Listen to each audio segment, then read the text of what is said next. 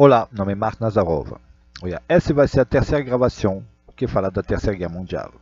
E você tem que entender por que eu quero ligar os pontos.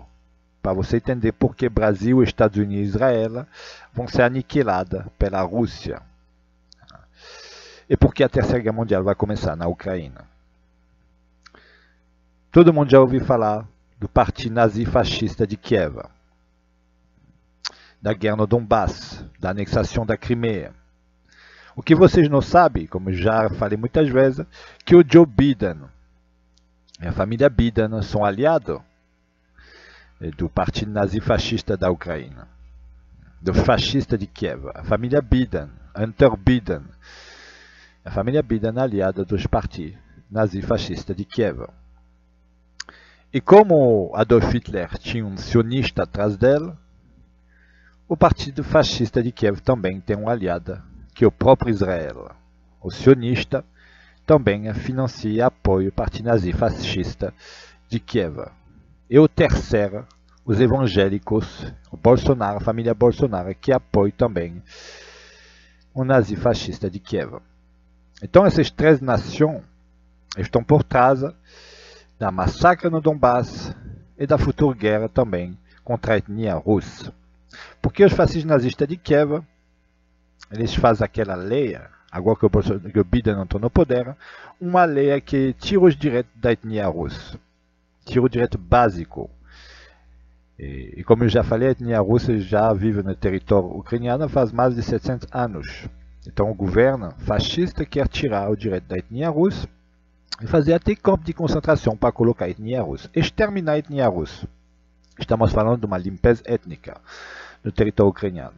É por isso que a Rússia começou esse negócio de querer anexar a Crimeia para tentar proteger a etnia russa. É por isso que Donbass entrou em guerra para se defender dessas leis fascistas de Kiev.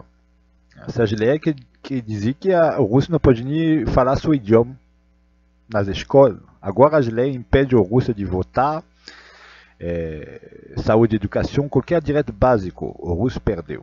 E agora que o Biden entrou no poder, os ucranianos vão ter todo o apoio militar, financeiro para... O Biden, em 2014, ele falou que ele queria ajudar a Ucrânia a reconquistar a Crimeia e acabar com a etnia russa. Agora que o Biden entrou no poder, ele vai financiar o exército, já tem base americana, os ucranianos já estão treinando. O governo russo já avisou que pode haver atentado na Crimeia e que isso ia provocar a Terceira Guerra Mundial.